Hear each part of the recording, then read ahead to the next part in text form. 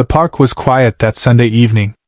James, a CEO known in headlines as ruthless and untouchable, sat on a weathered bench with his head bowed. His expensive suit did little to hide the loneliness in his eyes.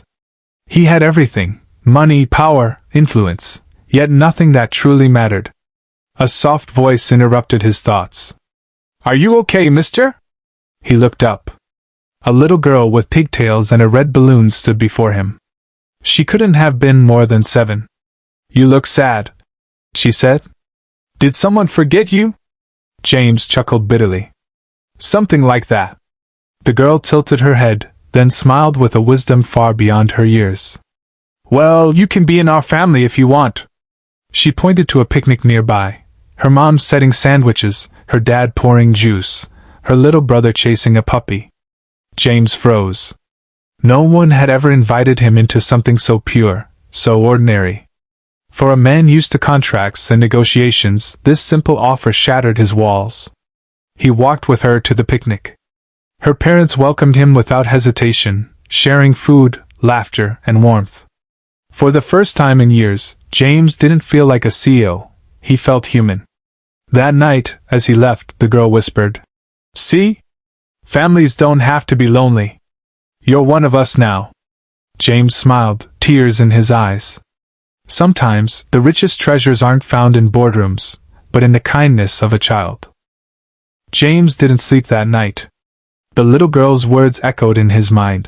"You can be in our family if you want." For a man who had built an empire, he couldn't understand why that simple sentence shook him to his core. The next evening, he returned to the park. This time, he wasn't in a suit. He wore a plain shirt, hoping no one would recognize him. And there she was again, pigtails bouncing, clutching that same red balloon. "You came back!" she squealed, running over. "Mom said you looked lonely yesterday. Did you eat?" James laughed softly. "Not really. Work keeps me busy." Her little hand slipped into his. "Come on then. Families eat together." He hesitated, but followed. Her parents welcomed him once more with an ease that disarmed him. No questions about his wealth, no judgment, just sandwiches, laughter, and small talk. For the first time in years, he was not Mr. James Thornton, CEO. He was simply James. As the kids played, the girl's father turned to him. "You're welcome here any time. We believe no one should sit alone."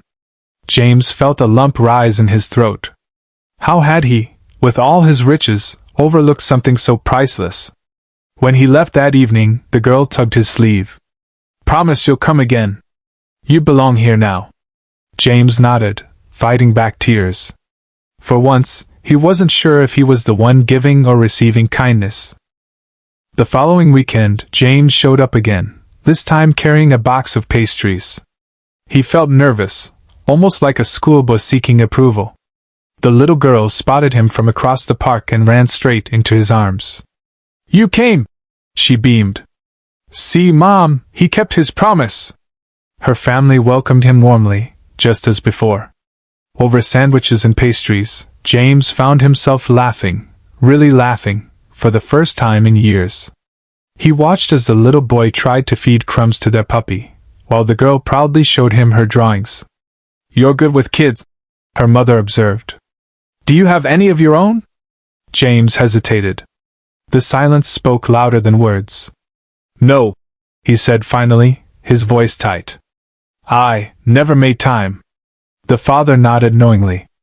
"Well, it's never too late to make time for the right things." That night, James stayed longer than he intended. As the sun set, the girl sat beside him, leaning her small head against his arm. "You don't look sad anymore," she whispered. "Families fix that." Her words hit him harder than any boardroom battle. In their simple kindness, he felt something shift deep inside. The empire he built suddenly seemed empty compared to this patch of grass, these strangers who treated him like one of their own. As he walked back to his car, James realized something shocking. This family, ordinary, modest, and full of love, was giving him what money never could. Weeks passed, and James became a regular at their Sunday gatherings. The family never asked about his job or wealth. they treated him like an uncle, a friend. It was a relief, a secret world where his title didn't matter. One Sunday, he arrived early. The girl ran up, holding a handmade bracelet of colorful beads. "This is for you," she said, slipping it onto his wrist. "Now you're really part of our family." James blinked back tears. The bracelet was clumsy, uneven, but to him, it was worth more than any diamond cufflink. During the meal, her father shared that he had recently lost work and was struggling to provide. James's heart clenched. Here he was, a man with everything, sitting beside people who had so little, yet gave him so much. That night, James made a quiet decision. He called his assistant, instructed her to find work opportunities for the father, discreetly arrange support, but never let them know it came from him. The next Sunday, the father announced he had landed a stable job. The family cheered, hugged, and prayed with gratitude. James smiled silently, humbled by their faith.